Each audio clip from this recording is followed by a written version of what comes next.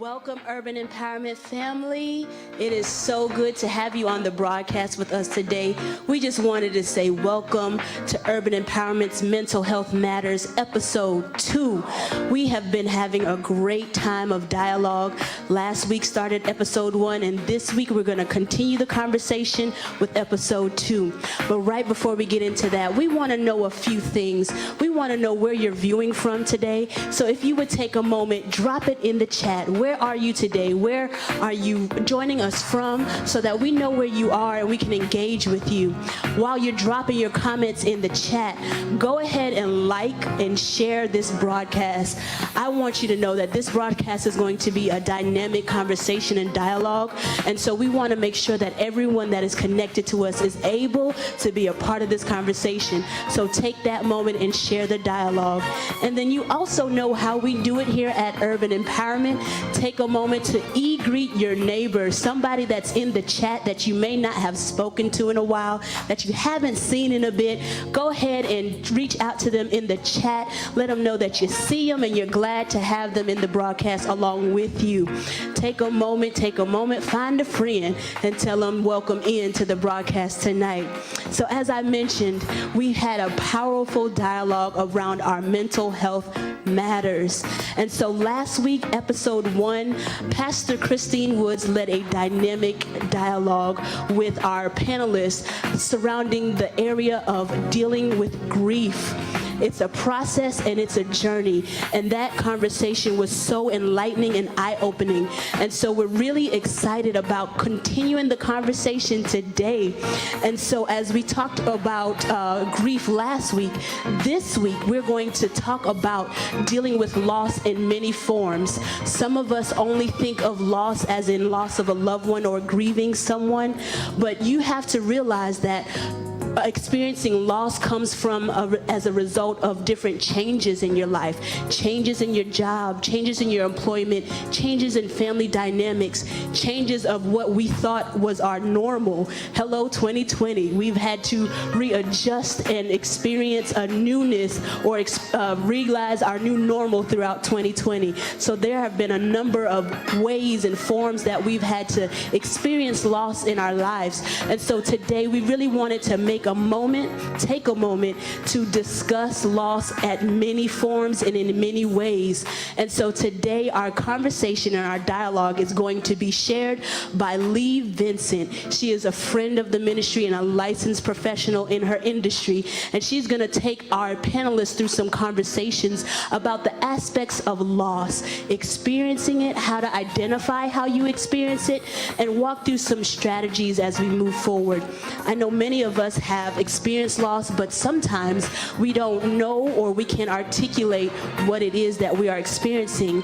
Or if you were to think back to the first time that you experienced loss in your life, can you think about what you did when that happened? Do you remember how you dealt with it? Did you push it down? Did you come up with different coping strategies that you find in your adulthood are not as productive? That's the dialogue we want to get into today. Sometimes in our culture, it is not really a topic that is open for conversation, but we want to get into it today. So we invite you to join in our conversation and our dialogue. And right before we do that, I'm going to open us up with a word of prayer, and then we're going to get right into it. Father, we thank you today.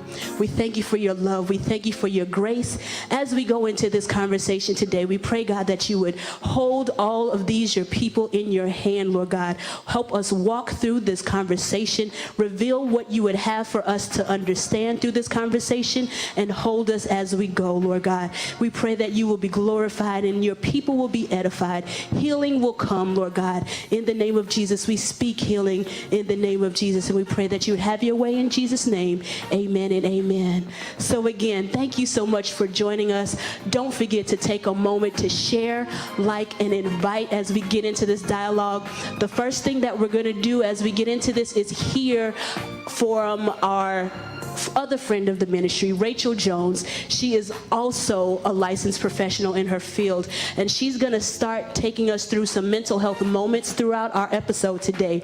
She's going to walk through different strategies for overcoming loss and things that we can do to cope productively. And so right now we're going to hear from her, and then we're going to get right on over into the dialogue with Minister Lee Vincent. Thank you for that intro, Pastor Kay. We're going to dive right into our moment for mental health, dealing with loss, experiencing the event. You know, when people think about the word loss, they almost always associate it with death. And even though death is one example of loss, in the next slide, what you will see is that the broad definition of loss just means that we no longer have someone or something in our life that was meaningful. So when you think about that definition, you can understand how we could broadly apply loss to many things that happen in life. Maybe it is death, but maybe it's separation or a divorce or someone moving away. Maybe it is relocating your whole family somewhere, going to a new school or college. Or it could even be something like an accident or an injury where you have lost your ability to do things that you used to be able to do that were significant. And so loss can happen gradually over time. Sometimes we know it's coming so we can prepare for it, but it can also happen suddenly and abruptly. That can throw us off guard because we didn't see it coming. We have a hard time kind of adjusting to that loss. So a common response to loss is grief. So in the next slide, what you'll see are just a few outlines of what grief is. We know that it is a common reaction to a loss. We also know that it is how a person thinks and feels, and then that usually dictates how they behave. And then the third piece about loss that's really important for us to understand is it can be complicated. People go through grief and loss at different paces, so their grief response may be a little different. Also, it can be cumulative, and that just means you have one grief on top of another grief on top of another. You don't really have time in between to recover or to heal before another loss occurs and you have another grief response. In the next slide, what I'd like to just take a quick minute to tell you is the 5 stages of grief. It can be really helpful for us to understand what the stages of grief are so that we can support ourselves and people that we care about. So this research comes out of Kubler-Ross's study way back in the 60s, the late 60s. And this is kind of the foundation of a lot of the research that we understand now about grief. So you go through these stages, and you can jump back and forth in between stages, but the natural progression for most people is first you start with denial. So in denial, it's usually the shock and the awe, disbelief, almost feeling surreal. You can't even believe it's happened. The next part is anger. So anger is a secondary emotion. Underneath it is pain and fear. The next part is bargaining. So in the bargaining phase, people are trying to kind of make agreements. You know, a lot of times the bargaining is with God. It's with other people. It may sound like, if you can just take this pain away, I won't ever do whatever that is, fill in the blank. So we do a lot of that bargaining during that stage. And then the next stage is depression. So depression is very common with loss and grief. But when depression doesn't get better, when it stays for weeks at a time or months at a time, then it can become more problematic for a person to recover from it. And then the last phase is acceptance. And in acceptance, it's where people have decided, okay, I'm in a lot of pain. This loss is horrible, hard for me to deal with, but it is what it is. I can't change it. And now I need to figure out how to put the pieces back together and how to make meaning and move forward. Good evening, everyone. This is Minister Lee Vincent. We are here with Tanika and Pastor Shannon as we have a conversation today about loss, about grief and loss. It's a conversation that we might not always be used to, but we definitely feel that it's appropriate given this holiday season. So before we begin, I want to make sure that everyone viewing knows that we are going to have a prayer and process room that is available to you in case this subject matter gets a little bit difficult. There will be members available to you that will be able to assist in any sort of way that you need. Maybe it's just a prayer, maybe it's just a quick discussion very quickly, but we definitely want to be able to support you in any way that we can as we discuss such an important topic. So number one, I just want to say welcome and thank you to our guests that are here. Again, Sister Tanika and Pastor Shannon. I would love to start with Sister Tanika. If you could introduce yourself and tell us about your story of loss and how that might be helpful to those that are viewing today. Well, as Minister Lee has mentioned, my name is Tanika Collins, and I currently reside in Kansas City, Missouri. I have been married to my husband for 3 years, but we have been together for 11 years. Currently, I am a school counselor at the elementary level with one of the school districts here in Kansas City, helping students with their social emotional learning through classroom lessons and also individual and small group counseling. I like to give homage to where I'm from. So I am originally from Monroe, Louisiana, Louisiana. And so that is just a little bit about myself. I like to pay also homage to that. I am a mother of 2 heavenly babies. I have a 13-year-old stepson and 2 goddaughters, and I am a dog mom as well. So today I'm here just to share a little bit about my story with grief and loss. And although we walk through life with a lot of losses, the one loss that I can say that truly has had an impact on me was when my husband and I, we went through our first pregnancy loss in October of 2019. And that pregnancy loss resulted in a miscarriage. We also experienced another miscarriage this year during a pandemic in August of 2020. And so that was really hard on both of us. As you can imagine, going through a loss of a child, that can bring about a lot of emotions. And so we'll talk a little bit more about that. Absolutely. Thank you very much for sharing, and I am very sorry for your loss. Absolutely. Thank you very much. I would like Pastor Shannon to go ahead and come on next. If you could give yourself an introduction and tell us your experience and story on loss. Sure.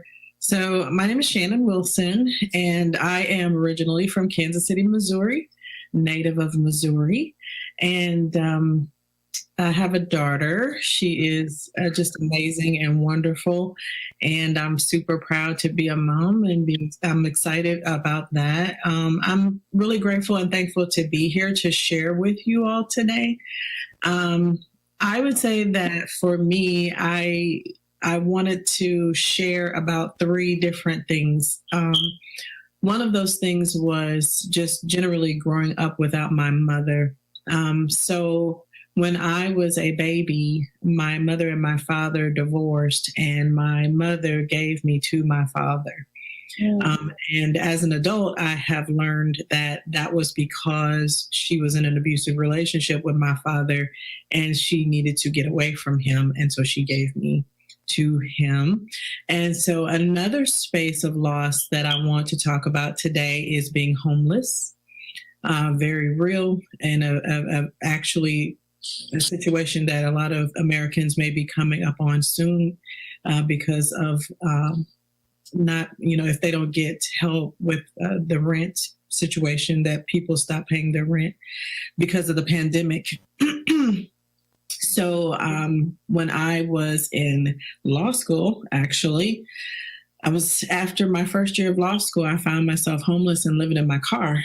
And praise God, that I was able to make it through that situation and definitely find, a place to live and shelter and everything. But we can talk about that. And then the third thing that I wanted to share is being divorced. That also was a pretty devastating loss for my life.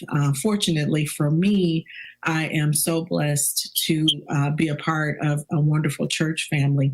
And so even though I was going through that situation, I was supported by my church family. Absolutely. Thank you very much, Pastor Shannon, for sharing. And again, sorry for your losses as well. Sometimes we don't always say, we're sorry for the losses that we don't always see. A lot of times we hear that when we're talking about loved ones, and not always talking about some of these other times in life when we've definitely had loss. One thing that really stuck out to me as both of you all were speaking was that these types of losses aren't something that we typically discuss or talk about, but a running theme that I picked up on was that there's almost like this loss of a dream in one way or another, whether that's a dream in the relationship that we wanted to have that we lost to divorce, the dream of children and how we would want to be as parents in the loss of a child through miscarriage, or even this dream of how we want to live our life and how we would like our life to go when it comes to the loss of our home and homelessness. And so I'd like for each of you in your own time, whoever would like to go first, to speak to this idea of the loss of the dream and how that might resonate with you, and maybe even how you were able to navigate that. How did you kind of wrap your head around this loss of a dream? I can start with the situation with my mom. So I went to counseling pretty early on in my early 20s. And I was fortunate that I ran into a counselor who gave me a very good scenario that has always stuck with me, which was, she said, tell me about your favorite television show as a child. And I told her I really, really liked Leave It to Beaver. Sure. And she was like, why did you like Leave It to Beaver? And I said, well, they had the mom and she had on pearls every day and she always cooked for the children. And it was just a very happy family. They had the mom and the dad and the two boys, Wally and the Beef, And I remember her saying to me, you know what? That is not your family and your family will never be them. And that made me realize that although, it was the loss of a dream, but it was also the acceptance of reality that you cannot force people into a place that they're not. And so I could not make my mom be June. I couldn't make my dad be Ward. Our family was our family. And so that was a helpful way for me to accept the reality and process the reality that I was experiencing. No, that's really, really good. I like the way you put that, this acceptance of reality, that this isn't the way that your family looks. Absolutely. Tanika, your thoughts about this idea of a loss of a dream? I think my thoughts on that, I think mine is unique because prior to me experiencing my miscarriages, I would say doctors had already put in my brain that I was going to have trouble with sustaining a pregnancy. And so I received that news. I was 17 years old when I heard that. And at 17, I wasn't thinking about having children at that time. I was thinking about my studies and getting through school.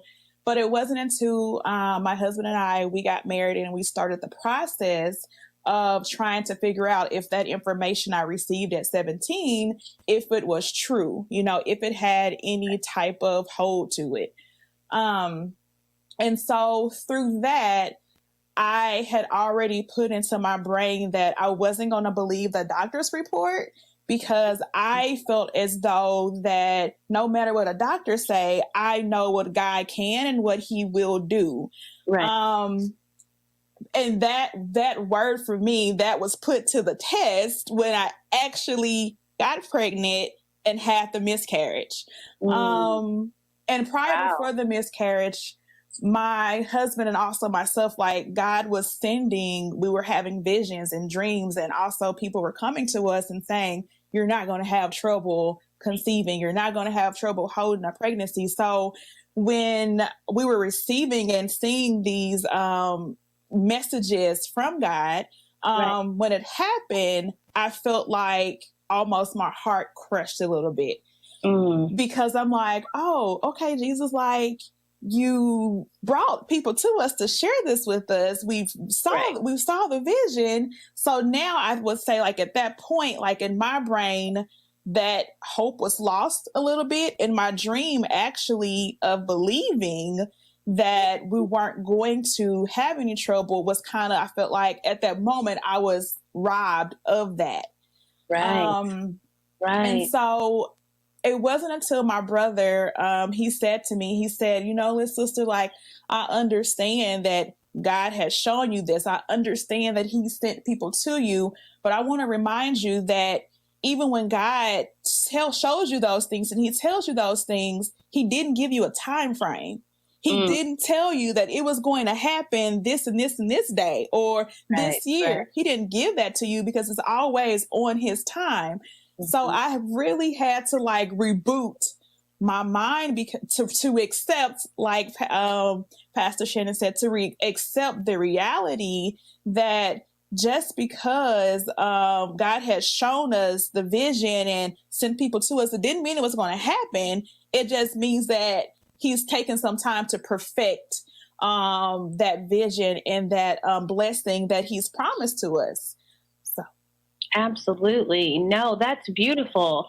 And I love how you kind of, the perspective that you were able to take in that and being really honest. What I kind of heard a piece of that when you were speaking earlier is that, you know, God promised this child, right? Like this idea of this family was already in your heart and you had already made up in your mind, no matter what the doctors say, I'm leaning on what God says. But it's interesting when then those things don't manifest in that timeline that we expect God to be working within, right? Like, okay, God, I'm believing in you. So when I get pregnant, oh, this is happening. It's right now, right? I'll be, you know, if we're talking about loss, I'll also be transparent. I also had 2 miscarriages as well. And I had the experience of being like, well, God, I thought you said, you know, I thought you said this was for me. And so it does. It kind of makes you have this moment where you almost doubt God. I'm curious if you guys could even maybe speak to that in your journey. And that way some viewers might not feel so alone in understanding that we will have trials and experiences that might make us doubt God. How did you grapple with that in that time frame in your experiences? You know, what's interesting for me, I would say in those 3 examples that I've provided, those 3 do not lend themselves to me having doubts. However, there are some other situations where, you know, I doubted because I was looking for value and I was looking for worth and I couldn't find it anywhere. And so I started feeling like, you know, well, if my mom doesn't love me, we can throw that in there, I suppose. Then, you know, maybe God doesn't love me because I wasn't put into this, you know, family unit where I was getting what I needed. So maybe there's something wrong with me and I'm not worthy of God's love. I'm not worthy, you know, of, you know, him coming and seeing about me or taking care of me.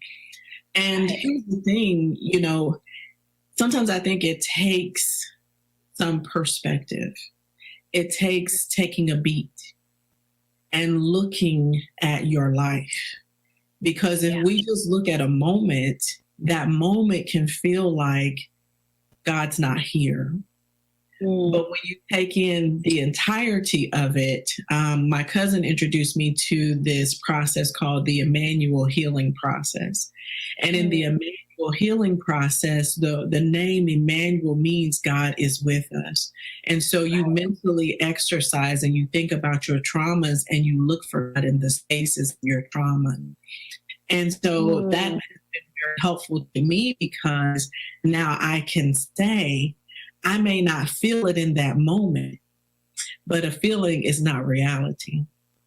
That is how I'm processing that moment. So when I take a step back and get some perspective and I go back and I look for God in the space intentionally, then I see where he was keeping me mentally. He was blessing me with mother figures, right? With father figures, people who were injected into my life that didn't have to be, with mentors and friends and, family and, church family and people like that. So I think that it's just taking some perspective to take a look back over my life. Sure. Yes, that was so good. I absolutely love when Pastor Shannon, she mentioned that perspective and how our feeling is not reality. Because I know when I went through the feelings that I had with my first loss was totally different from the feelings that I had with my second loss. And I think it was because of that perspective. That first loss, I'll be honest, like I was literally angry with God. Like I did doubt him, in a sense, to the point to where I could not open my mouth to pray and really like read the scripture and focus on what he had shared with my husband and I. But even in the back of my mind, I always knew that he was still there. I always knew, because I couldn't drift too far from his word. I couldn't drift too far from being able to pray, because I had people around me who was praying for me. And my husband was always saying, babe, we're not going to focus on what the doctor said. We're not going to focus on the present. We're going to focus on what has been promised. And so that second miscarriage, my mind process was my perspective had shifted. It changed to where even through my healing, God told me that whatever it is that I want to birth inside of you is going to happen naturally, is going to manifest naturally. And you're not going to you're not going to have anger. You're not going to be bargaining with yourself. Well, what if I did this, then this would happen. And you're not going to go through all the stages of grief, because you're going to know it's from me. And so I believe with my second miscarriage, that doubt, it had expired.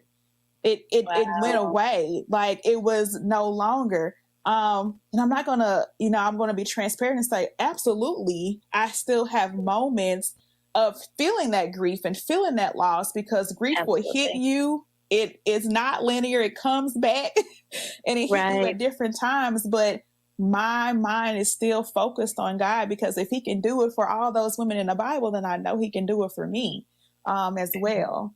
So yes.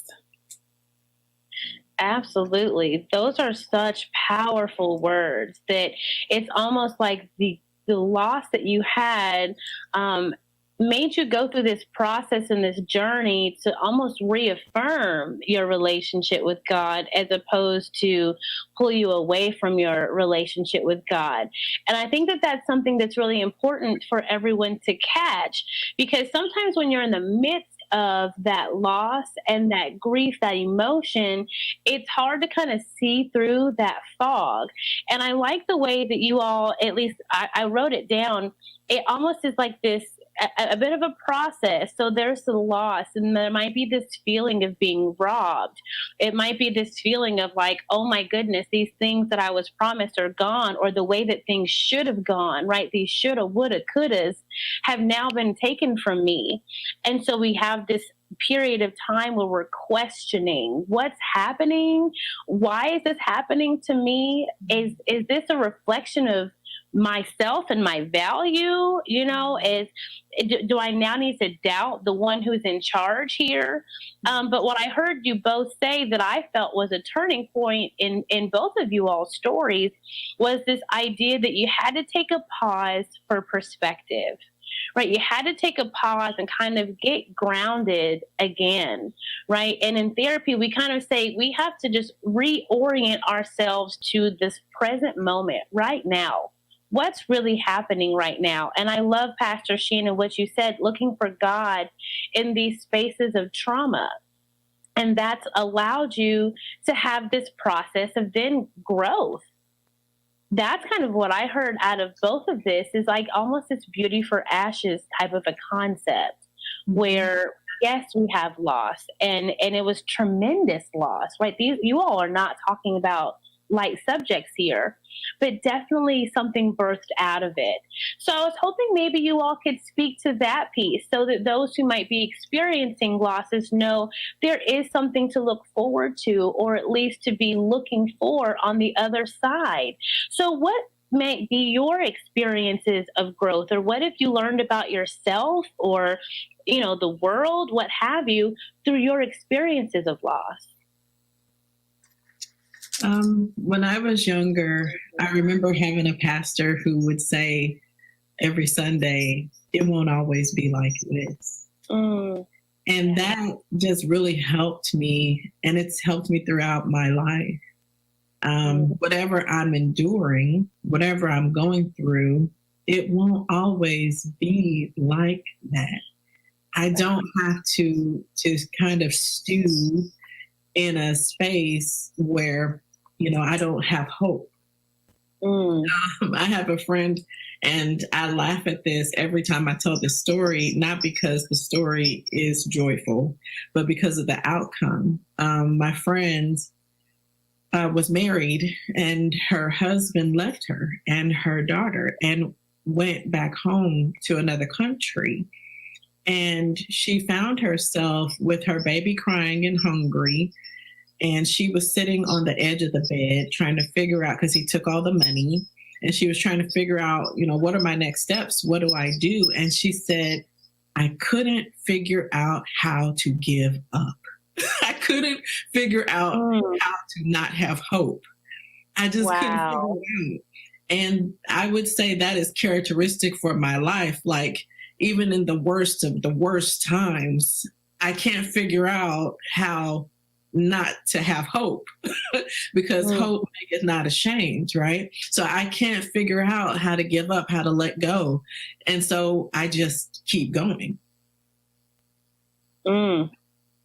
Wow. I just need to let that one sit for a second, because that is powerful. Just that Honey. has to marinate. Like, just let it simmer for just a moment. Ooh. That Oh was my good. goodness. That was good. Honey, Oh, Tanika, wow. you got it, honey. I have no words. That was beautiful. Thank you very much for that. That, I would even say that word that you just said, Pastor Shannon, how that even speaks to me right now in my journey of healing. And before I speak on my areas, my experiences of growth, but to speak on what you just said, I've been my mom has always, said that she likes to compare me to the woman with the issue of blood in the Bible, how she went back and forth to the doctors, and she went to the doctors and she was looking for an answer. But until she realized that the doctors weren't going to do anything and she had to depend on God, that's when things just start to happen.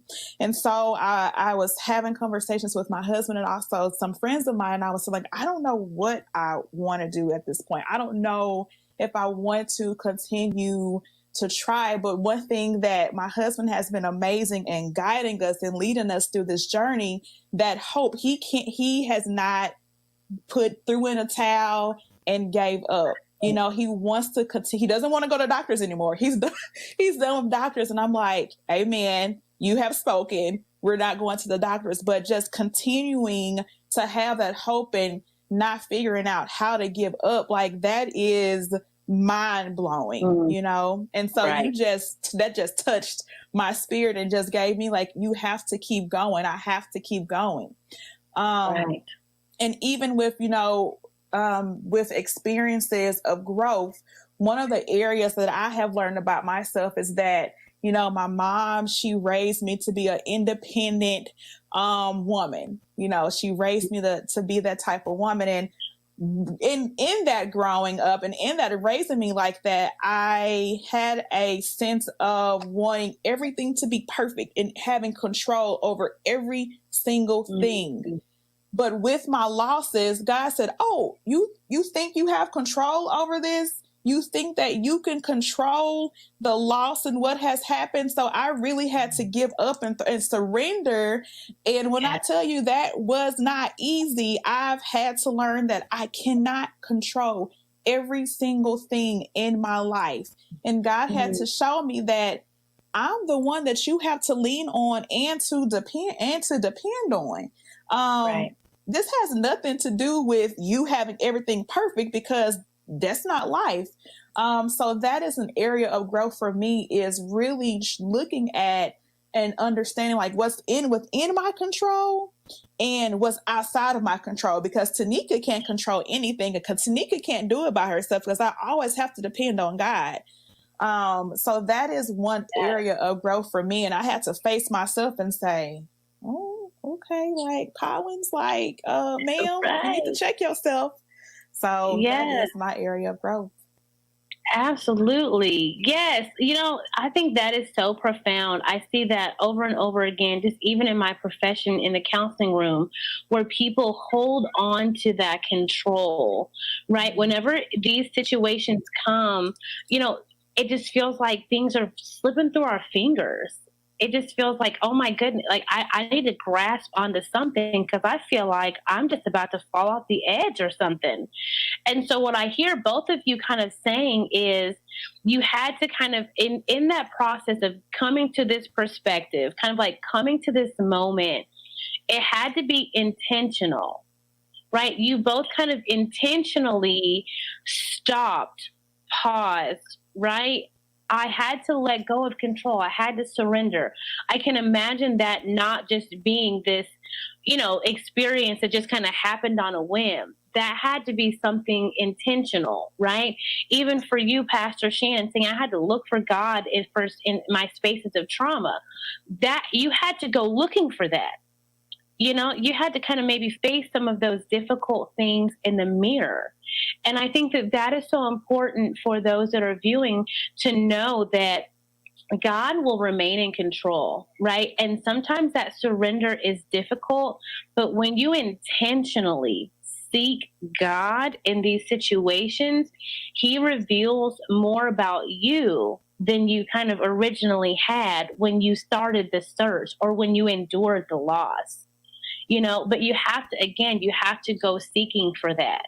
So I think that is so important, even just as a point of encouragement, even though that might not feel very encouraging in the moment, right? Like you are in the pit, if you will.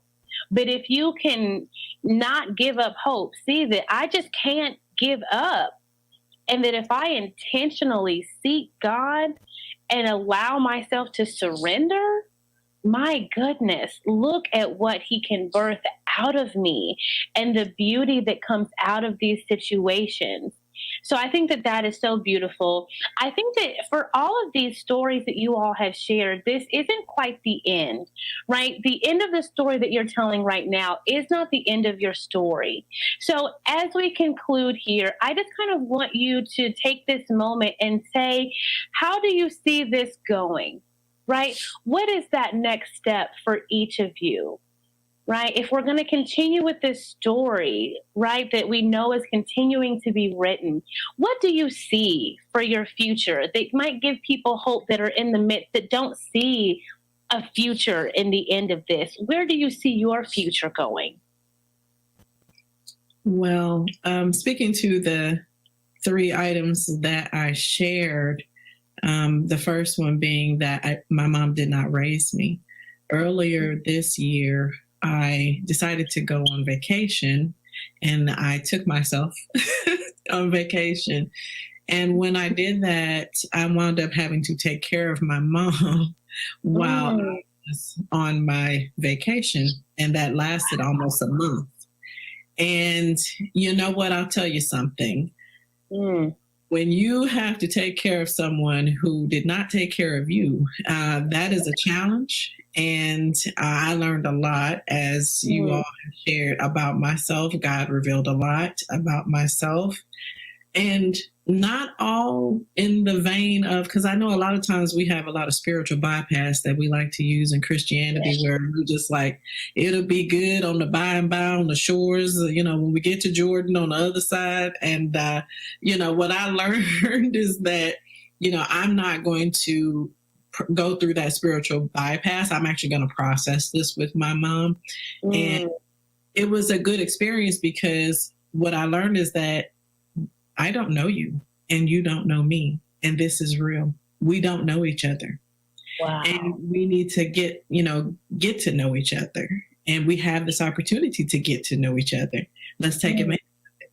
And so it's been good, to learn who she is, to talk to her, to hear her stories, find out more about her, that type of thing. So that's been a really positive outcome. And I've gone from, as I was sharing, the loss of being homeless to on the cusp of about to purchase a home for myself. So, Come on. Yes.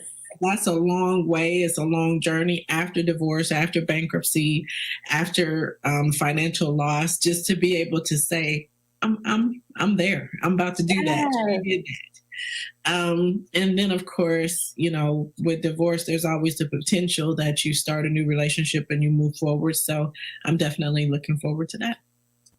Absolutely. That is so beautiful. Just like this triumph, and it doesn't have to be the despair that it once was. I can only imagine growing up and not having your mother and thinking that is a relationship that is lost, to now seeing that maybe it's not. It's not what I thought it was going to be, but it's definitely something. Absolutely. That's beautiful. Beautiful. Thank you so much for sharing. Sister Tanika, how about you? I would say just continuing to really seek God and allowing Him to guide my husband and I through this journey, because we do believe we will have children one day, and whatever that looks like, it may not be what we want it to look like, but it will be greater, because that promise is from God, and His promises are always better than what we can ever imagine. God has blessed me to be a godmother to two daughters here, and also I am a mother to a stepson. So just embracing that I am a mother, and embracing those relationships and connections. Throughout this journey, I've been blessed to connect with other women who has been on this path. And while they have poured so much into me, I feel like I have to give that back to other women, to give them hope and to help them to understand that you have to seek God through it and know that you're not alone. Hope, you have to have hope in that faith. And there's a community of supporters out there. And just continue to stay, just stay in my word, and not forsaking that fellowship. So. Absolutely. Thank you so much for sharing, both of you, Sister Tanika, Pastor Shannon. We definitely thank you for being a part of this discussion, being so transparent and honest and pouring out of yourself. We definitely thank you for joining us. I think that last nugget was beautiful. You are not alone. So those of you who are viewing know that you are not alone. Right now, we're going to take a quick commercial break, and we're going to have a moment for mental health. So stay tuned. Thank you for that very dynamic discussion facilitated by Minister Lee. Let's dive right back into another moment for mental health. This time we're going to be talking about maladaptive versus adaptive coping behavior. So I want you to think of a spectrum. On one end of the spectrum, you've got maladaptive behavior. On the other end, you've got adaptive behavior. Now, most people are somewhere in between. We're not either or. And when coping with loss and grief, there are going to be days where people handle it really well, days where it's a total failure, And frankly, most days people feel somewhere in between. So, maladaptive behavior. What we find with maladaptive grief response is that it's occurring when there are two things happening. The first is that your internal resources are overwhelmed. And that might mean that you can't express yourself very well. You don't really understand what you're feeling, so you don't know what to call it. You don't feel comfortable asking for help. You don't want to burden other people. So you're kind of suppressing it and keeping it inside, and you're not able to cope with it in a healthy way. The second thing that happens is that your external support is lacking. So the people around you, they may not know what to say, so they may not say anything. They may feel very uncomfortable and shut down your process. They may avoid or dismiss. They may be in denial themselves. And in some situations, they may even blame you or accuse you of doing something that is connected to the loss and the grief that you're experiencing. So some very common things that happen with maladaptive coping behavior is that people are in denial, that they suppress the thoughts and the emotions that are attached to the loss and the grief, and that they numb themselves. Now, there can be a lot of ways that people numb themselves. You know, sometimes it is overeating, shopping too much.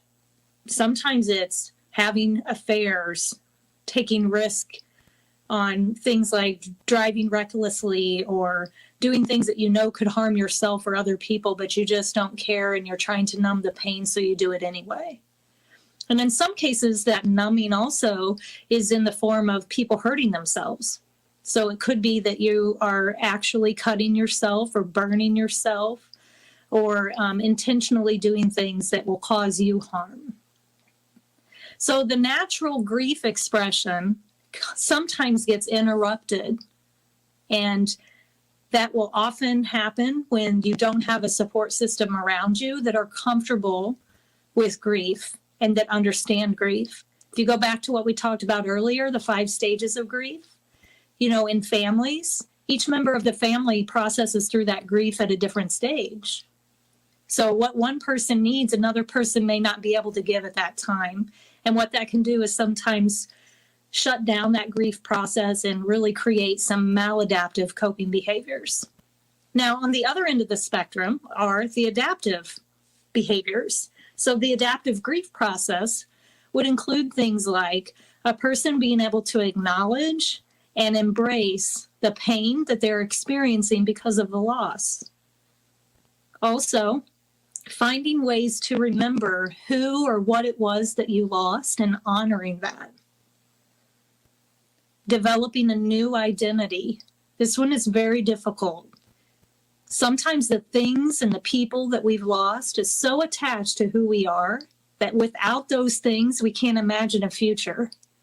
So being able to understand that all things become new and that there is hope in the future and that you can move on and move past this, and you can still honor what that person or thing was in your life, but your life doesn't have to stop because that's no longer present. And then the last part is searching for meaning and support.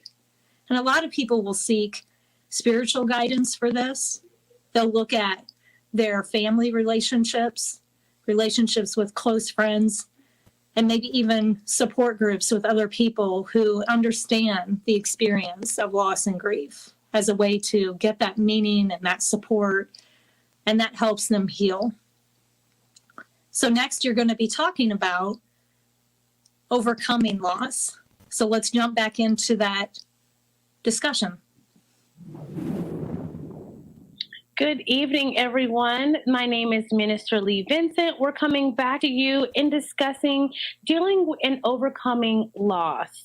So we're going to be having some more guests here as we continue in our discussion. With us, we have Sister Crystal and Sister Ashley with us.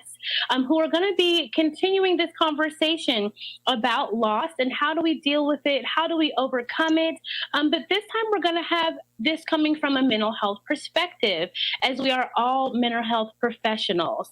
So I want to first begin by saying that if at any point in time this conversation gets to be a bit overwhelming, a little bit triggering for you, we do have the people available that are in our prayer and process room that are here to talk to you. If you need a little bit of extra help, some encouragement, we would love to support you in any way that you need. So feel free to access that resource at any time. At this time, I want to have our panelists come and introduce themselves. I'd love to start with Sister Ashley. If you could please introduce yourself, let us know how this topic, what this topic really means to you, and maybe how you have seen it showing up in your professional life. Yeah, so I am a licensed master social worker working as a child and adolescent trauma therapist here in Columbia, Missouri. So with trauma comes a lot of grief and loss typically. So most of the families that I work with have either lost people or connections, hopes, dreams, and experiences throughout their experiences. And so we really focus on figuring out how to process that and hold all those things at the same time, while also holding the healing and moving forward for growth. Absolutely. That sounds wonderful. It sounds like it's a lot to work with for sure, especially with dealing with families and adolescents. Thank you so much for sharing. Sister Crystal, if you could introduce yourself, tell us how this topic might, what this topic might mean to you, and tell us how this might show up in your professional life. Hi, I'm Crystal. I have a Doctor of Psychology and Marriage and Family Therapy, and I am a board-certified behavior analyst. I currently work with children and families, particularly with families who have an individual with autism.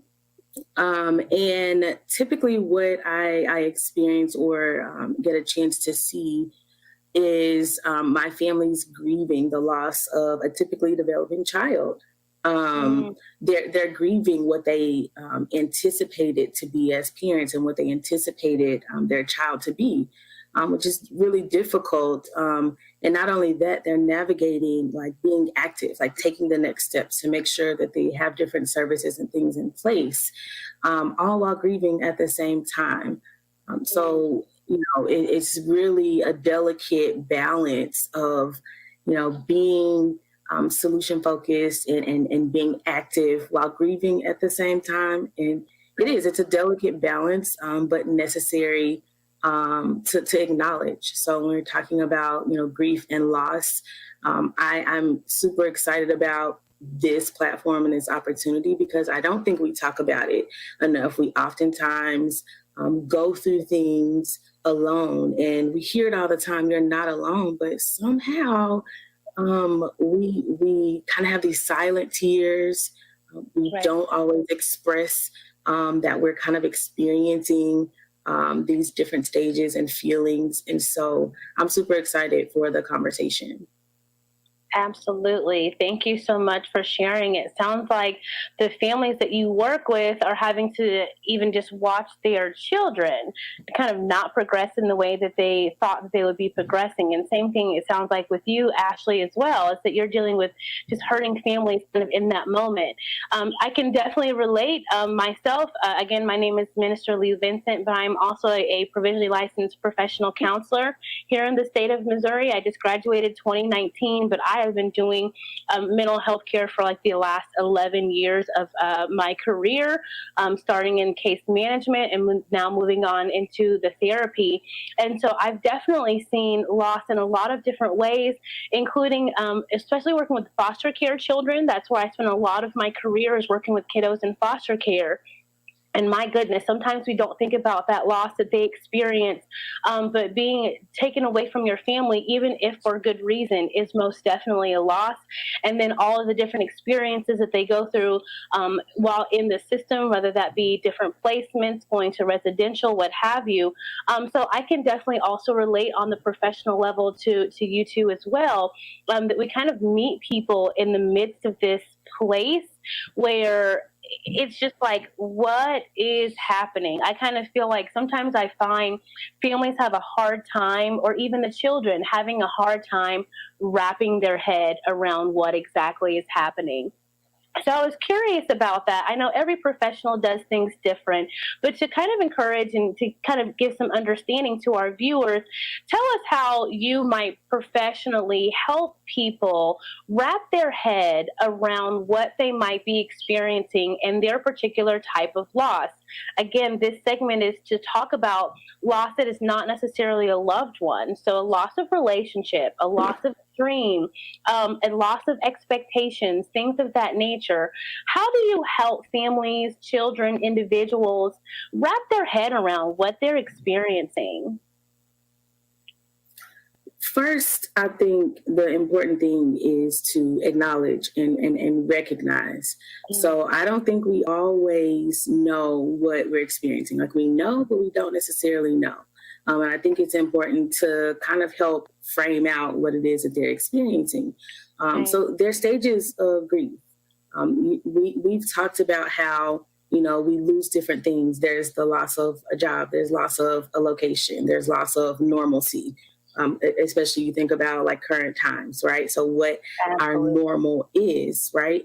And sometimes we kind of go through these different things, but we don't understand that, okay, we are at this denial stage. We are at this anger stage. We are at, this bargaining stage. So one thing that is important is to help them understand, like, this is in fact what you're experiencing, and kind of this gives a name to it. This kind of validates what you're experiencing.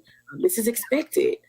I think even though we know that we're going to go through some things, I think our families need to be able to hear that this is what this is called. This is what you're experiencing. And it's so validating. I think it helps them really to kind of move through the process.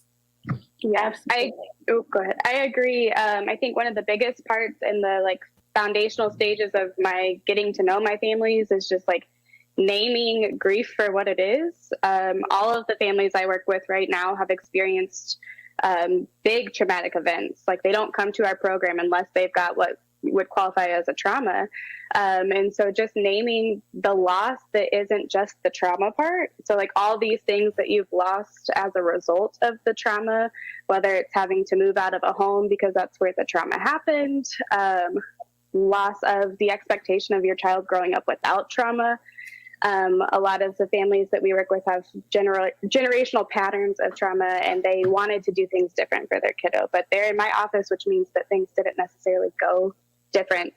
And so that naming it and just sitting with that for a moment and holding it can be so powerful for families before we move on into the healing, because you can't heal from what you don't know.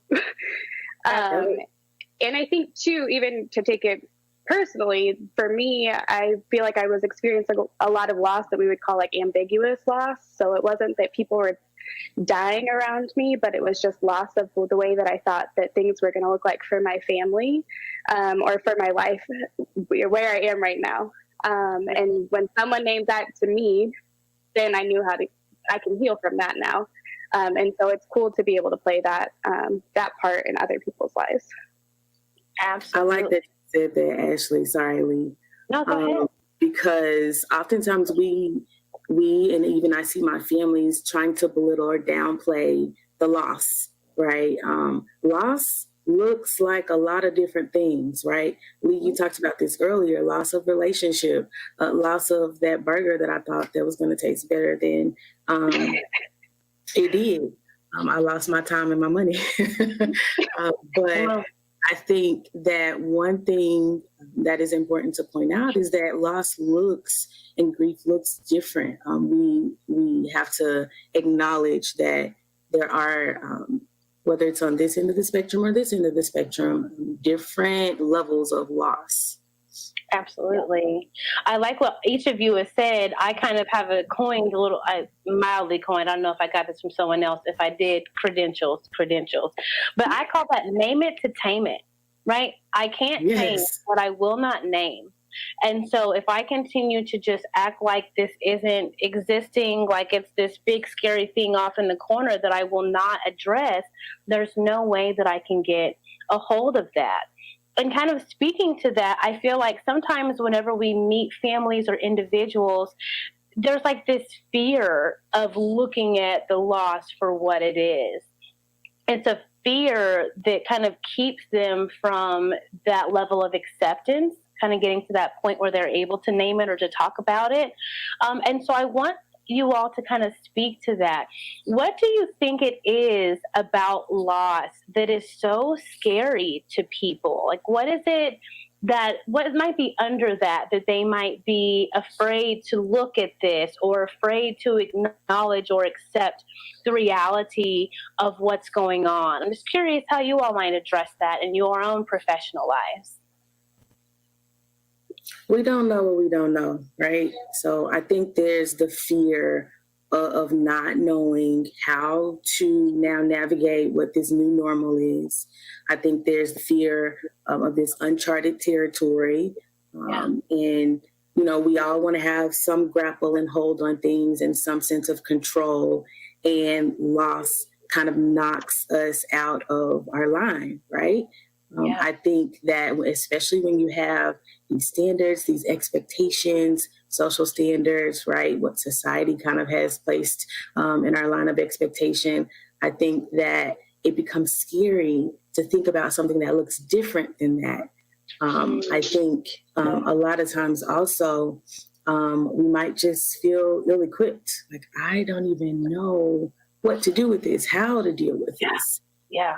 So I think like those, I mean, we could definitely go into a lot of different lanes with that, but I think it's scary to think about what you don't know, what you don't have, what you can't control. It's a scary thing. I think too, what I see with a lot of my families is like, if I say it out loud, now I have to deal with it. When we keep it up here, there's this false notion that we can kind of push it away or keep pushing it down. But if I say it out loud, especially if I say it out loud to somebody else, now they know that's a thing and they can come back and ask me a week from now, how am I doing with that thing? And so it's like that accountability becomes a lot more real when we say these things out loud. Like, I'm experiencing loss and this is hard. And then also, on the other hand, I think that people feel like if I say it out loud, then it's all going to fall apart. So, and I feel that in my own life, right? I'm a therapist for my occupation, but I avoid these things in my own life all the time. It's really easy to tell people in my therapy office how they should deal with things, and then to turn around and struggle with the same things at home. And I tell my clients that all the time, like, I'm not asking you to practice anything that I'm not trying to practice for myself. But I think whether it's the lies of Satan or something kind of inherent about the way that our brains are set up, the way that we feel like the whole world is going to fall apart if we say things out loud is a lie, because that's the part that really makes the healing possible. Like we said, the naming it, the saying it out loud. And a lot of times the saying it out loud on its own is like so healing and so therapeutic. So I think, I don't know what it is about holding it in that feels like such a false sense of security, but it really does feel like if I keep this in, it's going to be safe. Nobody else has to know. And so I don't know if that really answered the question, but I think that, it feels scary. And I'd sit with clients a lot of times and just say, what's the worst thing that's going to happen if you say this out loud? And just this week, I had a mom look at me and say, I might fall apart and never be able to put the pieces back together. Yeah, absolutely. I'm like, wow, what a statement. And we just have, like, there's not a lot to be said after that. Absolutely. Having people kind of, again, we've all kind of had this experience, having someone sit in our office and you can just kind of see them clinging to this like sense of control, this sense of this is what I know. And sometimes even something that's not as healthy for them. is what they know. So I'm going to hold on to that, because to not do that is so scary and so unfamiliar. I really like something that you said, Ashley, is like this, it's all going to fall apart. And I remember just in my trainings about grief, it's like they describe grief and loss as like this tangled ball of emotions, right? And I've got all these different feelings coming from all these different areas, and I don't know how to keep all this stuff in. I'm curious how that might show up in the counseling room, or for our viewers, how might they expect to kind of know, maybe I'm not dealing with this loss as well as I might have wanted to. I have a lot of feelings that are going on. There's a lot of things rolling around, but I can't tell if I'm doing good or if I'm not doing so good. So how might you be able to assist someone in kind of recognizing that, hey, maybe you're having a hard time with this loss that you've experienced? Yeah. One thing that I look for a lot is like, are you experiencing increased irritability? Are you snapping on people that you care about in ways over little things that you normally wouldn't? Are you having moments where you're just starting to cry and you don't know why? Or on the other end, are you having moments where you just feel completely numb and you're not really feeling anything? So all of these things are things that we look for, of course, clinically, but those are things that like people can look for outside of the counseling room. And certainly those are things that we work on training people to be able to find and seek and feel outside of the counseling room. So Sure. Absolutely. Thank you. I think too, when we look at whether or not we're engaging in things that we did before, right? Are we now a bit more reserved, right, and isolated? Is this something that's happening at an increased frequency, duration, intensity, right? So is this lasting for a considerable amount of time that you're now not doing the things that you used to do, right, at any rate? Now, are you spending more time in the dark, in these dark places, right? Are you spending more time alone? Do you find yourself where your hygiene is now being affected? Right. So are now you slipping into maybe the state of depression. So we're looking for these signs that may look and feel like other things. Yeah. And that's really important because, we go through grief, these stages and experiencing loss. It's important to know that these things are going to happen, right? That's a part of the process. Yeah. That's normal. But then we also, what's normal is to kind of move through this process and not kind of get stuck at one point of it, part of it.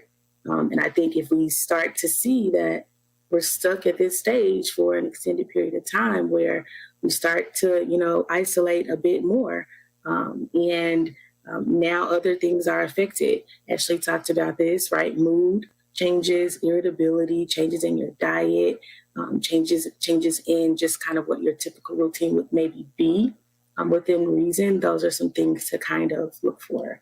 yeah, I'd also say along with that feeling, the feeling of needing to control things or to hold on to things tighter than maybe you would have before. So for me, when I was experiencing loss or starting to figure out what that looked like, it was like, I'm cleaning my house meticulously and I'm a messy person. So like keeping things so tidy because that's the little piece that I have control over. You mentioned diet and appetite. A lot of times for me in those moments, I was like, oh, let's start a diet right now because that feels like a good thing that I have control over how much I eat and when I eat. And realizing that those were things that were so different from who I am when I'm in a healthy space. So I look for a lot of those things with the families I'm working for. What are you trying to control right now that is something that normally you would not have anxiety about being in control of? Absolutely. I kind of heard a couple of things stick out from both of you. I heard you both kind of say, you need to look for this change in behavior, right? Are there things that you started doing that you normally wouldn't do? Are there things that you would normally do that now you aren't doing anymore, right? Those are some signs of change and a change of behavior. And I also heard you both kind of talking about this idea of control. Now people are looking to grasp onto things that they can be in control of, just so they can kind of feel this sense of like being grounded, right? And so I'm curious, there's this idea of grief and loss and kind of this process that we all kind of acknowledge. I think that generally we acknowledge that grief and loss is a process, but sometimes we have this idea that it's been too long.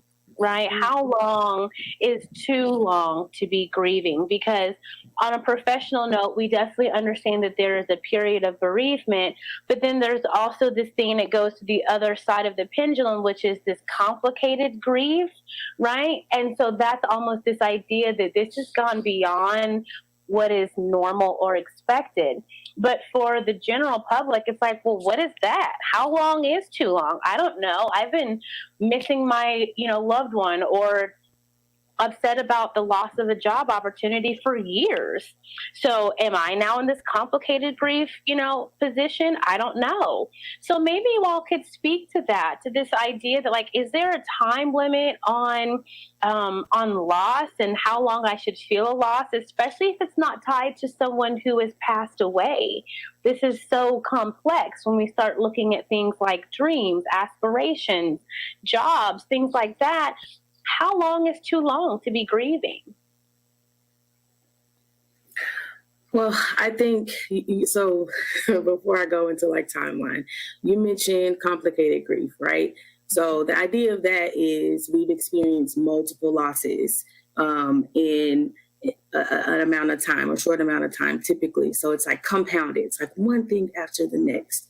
When we talk about timelines, it's really important to also think about the amount or how many events of loss that we've experienced, because you have your one event, but how often does that not affect something else, right? And then now we're experiencing loss in multiple different areas. So I think one thing to think about when we're talking about, oh, you should feel this way at this point, what all is this affecting, right?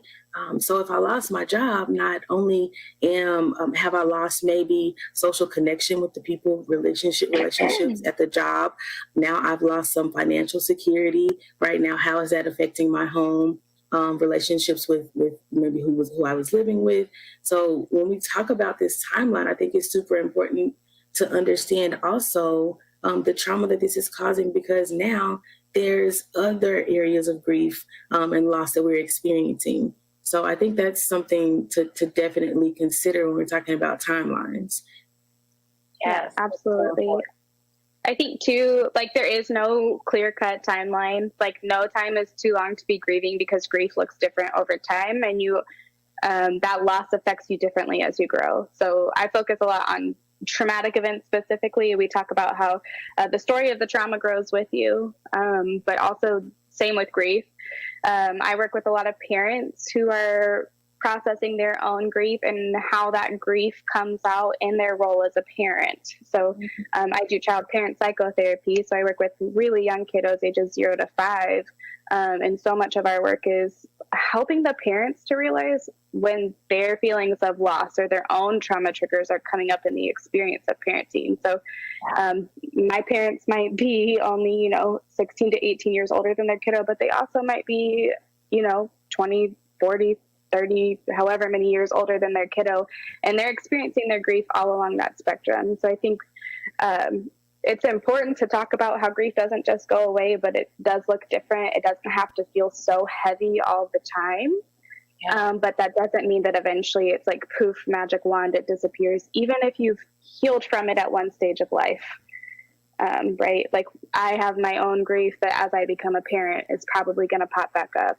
And then again, when my kids have kids, that might be something that spurts back up. So those are things that are just like there is no one clear cut way to handle it and that you need to be healed from it.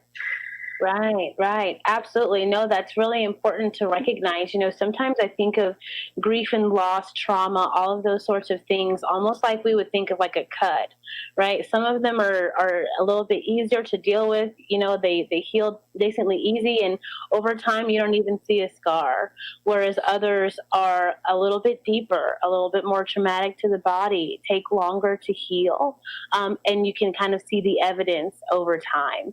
And so I kind of imagine that loss is the same way, whether that again is a loss of a loved one, of a job, of a dream.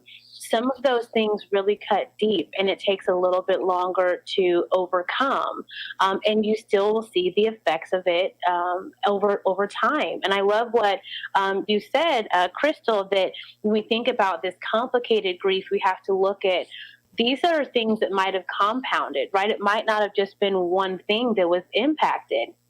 We have an event that triggered a whole sequence of events in our life that we still need to overcome. And so in that respect, like how might you try to get an individual or a family to kind of trace those steps back so that they can really deal with the root of the problem, if you will? Sometimes we look at symptoms, right? We look at what's happening over here, but we haven't really looked at the real problem. How might you pull them in to be able to see what the real issue is? So one of the things that I do kind of at the beginning stages of working with my families is what I call parent expected outcomes. And so what we're doing is identifying where it is that you want to go. What do you want to do? What do you want to get out of this, right? And this is from the perspective of them in terms of receiving caregiver training. I'm doing parent training with them, but also what are some skills and some areas for the child. And oftentimes what that entails is identifying what a typical day looks like. And so then we start to identify what are the things that the kids doing independently? And then what are the things that the parents are doing for that kid? And miraculously, every single time we get to this place where we talk about, the why or the function or the reason that they want to kind of work on these things. And inevitably, we go to kind of where this came from, right? And so identifying where you want to go is going to kind of put you on track to where you came from, right? And kind of your why, and that's going to get you on the path of your what are you doing? And so I start out with these expected outcomes, and then I caution, right? Because expectation versus reality is something that is super important for us to make sure that we're really kind of delineating, right? And having some achievable goals, right? Yeah. So looking at what we expect kind of to get out of this, working with my families is kind of a pathway that we go through. And again, inevitably, it identifies some things that, kind of where we came from, the why of different things. So. Yeah. You're giving away our trade secrets now, Crystal. How we do our job now. But they always come back. Yeah, every time. Yes. Right. Go ahead. Yeah. So I think in terms of like more ambiguous loss, just to kind of focus on that for a moment, so much of the healing from that, I think, is, of course, recognizing how it is that you're experiencing loss so that you can go back and figure out how.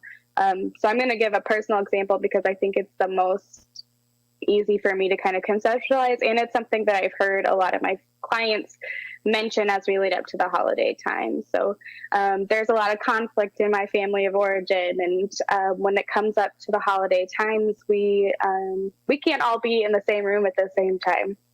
So a lot of the loss that I've had to overcome on my own is like this idea of what I thought my family would look like, what I thought family holidays would look like. And nobody's gone. We're all still alive and mostly well.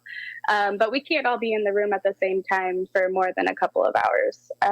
And so my healing for that had to had to kind of go back to the beginning, and I was feeling a lot of anxiety about going home for the holidays. And what is that about? So like, why do I feel all this tension in my body, like physically, as I'm starting to pack my things and prepare to go home for the holidays, and realizing that it's like, oh, this is because this is not what I expected it to be. There's a sense of grief. There's a sense of loss here. My family doesn't look like what other families look like. And now I can say that's okay.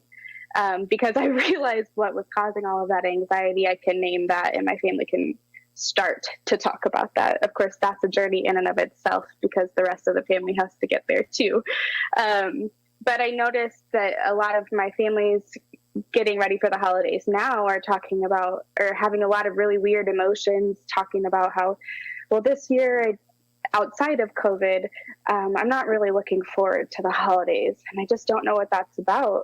And so sitting with families and asking them, like, well, what's going to be different this year? Mm-hmm. Oh, well, that family member's in prison, so we're not going to be able to be with them. And they brought this XYZ part of joy or celebration or part of the meal to the holiday dinner. And just, okay, so now we can go back and we can start to figure out how you can hold that person in the room when they're not there, how you can hold the idea of what your family can look like, some acceptance of where we are now, but also hope for the future. And I think that's really like hard, because then you have to put that into God's hands. And not all of our clients necessarily are in a place to put things in God's hands. And I wasn't whenever I was first starting to deal with that too. So. Right. No, I think that's a really beautiful example, this idea that you kind of have to have this moment of surrender, right? You kind of have to just accept what is and kind of hope for the future. And as we kind of wrap up, I just want you all to be kind of thinking about what might be that nugget that you would want to pass on to the viewers. I know that I have one, and I'll kind of start, and I'll let you all kind of go. I'll have Ashley go next, and Crystal, if you could take us home. But one of the things that I think that when we start talking about loss, how do I get over this? How do I move past things? How do I begin this process? And again, kind of coined this term personally in my practice and talking with my clients, is we kind of have to get to the point where we stop watering dead flowers. You know, sometimes we just got to acknowledge that this thing is gone. It's not what we expected. It's not what we wanted. We wanted the beautiful garden, what have you, and that's not what it is. And you might be pouring in a lot of energy into something that is already dead. And so I think that if you kind of come to that point where you stop yourself and say, I'm going to stop watering dead flowers, you can begin this process, like to grieve this unto life, right? Grieve this loss unto life. Kind of finding that perspective in what I'm dealing with, so that I can kind of grow from this moment instead of continue to pour my energy into something that is not producing for me. And so that is one of the tools and tips that I use in my own personal practice and in my own personal life, honey, on how do I move past the loss of dreams, expectations, relationships, so that I can move on in my own life. So Ashley, if you could share your nugget, and then again, Crystal, if you could give us that final word, and we'll wrap it up. Yeah, well, I don't really know, like, if I can top that. So stop watering dead flowers. Like, I'm sitting here thinking, dreaming up my next tattoo. I think for me, some of it, and what I work a lot with my clients, is like how to hold the grief and the loss, because that's real and that's valid, and it doesn't just go away. But also, what are the things that are staying the same? What are the things that may have even gotten better? Or what are the things that the pieces that are just still good? And I think a lot of times gratitude and things like that are done in a way where it's really dismissive of the pain. But how to hold the positive things alongside with the loss in tandem to move forward, because both are true and both continue. And neither one just disregards the other or makes the other less valuable. And when we're experiencing loss, a lot of times we get this tunnel vision and there are these blinders and we can't see the flowers that are left to still water. Yeah. So I think that's kind of what I find the most helpful, at least in my experience and in my practice. Absolutely. Thank you so much. Yeah, making me go behind that. Oh, these flowers. Listen, and you can purchase flowers too. So stop putting all that work into those. So get some that stay pretty over time. Yeah, they've got the big one. Listen. If I had to kind of put one nugget, I would say it's okay to just be okay. Yes. So I lost my mom this year, and one thing that stuck out to me was like, this looks and feels a little bit different. There's expected grief and loss, and then there's sudden grief and loss, and they look a little bit different depending on what side of that spectrum that you're on. And as I've kind of matriculated through these different phases of grief and loss, I've realized that I've learned to just be okay with being okay. I'm not great. I'm not good. I'm not in a bad place. I'm not sad. I've definitely accepted just being okay. A lot of times, we look to move through this process, and sometimes we put this strain on ourselves because we have to do something as a result. We now have to have this grand gesture. We have to memorialize, this loss, right? But not to put so much pressure on yourself, and just be okay with being okay for now. That's okay. Right. So that's kind of what I would give. Absolutely. I love that. I definitely want to say thank you to each of you, just from one clinician to the other. So much respect for the work that you all are doing with families and individuals. I think that this has been such an enriching conversation to be able to have an honest perspective about grief, about loss, and even if it wasn't with a family member, and being honest with ourselves about what this looks like, what this feels like, that we can hold two different things, right? We can hold the good and the bad, and that it is okay to be okay. Absolutely. Sister Crystal, Sister Ashley, thank you so much for being with us and sharing with us. Right now, for our viewers, we want you to continue to stay tuned. We have another mental health moment for you. It's been a pleasure speaking with you all. Thank you for another dynamic discussion. So let's jump into our last moment for mental health. This time we're going to talk about restoring. Sometimes restoring in counseling terms is referred to as cognitive reprocessing, or rewriting the narrative, or changing the narrative. So let's talk about what this means.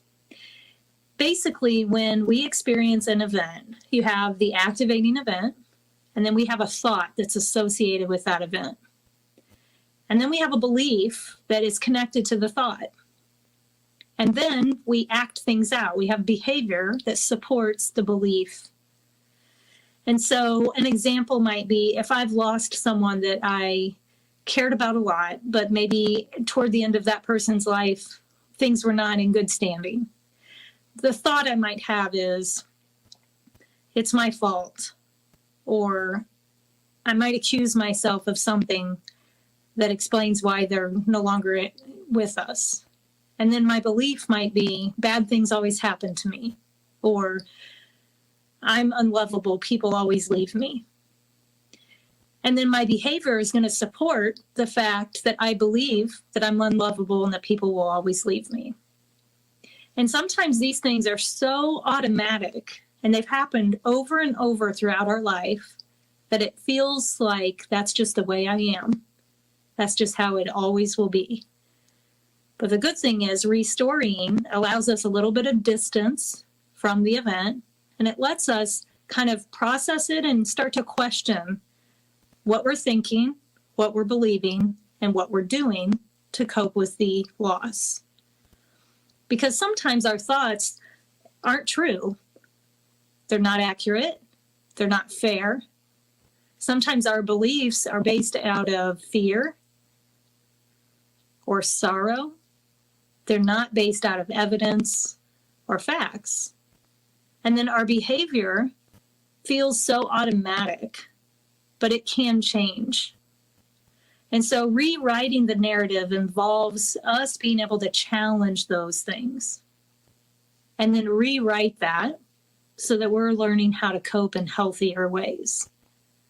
That's what helps us develop those adaptive coping skills and move away from the maladaptive ones. Thank you so much for joining in to our Mental Health Matters, because mental health really matters.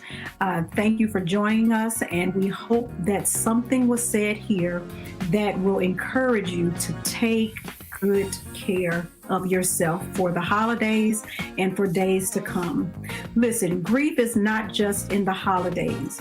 Grief can last all year long. And so it is important that you seek care and that you take care of your mental health. Look, there is nothing wrong with a therapist, nothing wrong in talking to your friends about what's happening to you. Look, this is your mental health, and you have to take care of you. If you don't take care of your mental health, who is? And you know, especially in this season, as we're wrapping up, I usually have the motto that it's okay not to be okay, but also in this season, when you think of your loved ones and you start to include them in your holiday celebrations and thoughts and actions of them, remember that it's okay to be okay. All right. So again, thank you so much. And mental health is important, and it really matters. So please take care of yourself. Merry Christmas and Happy New Year. From Urban Empowerment and Bishop Woods. Thank you.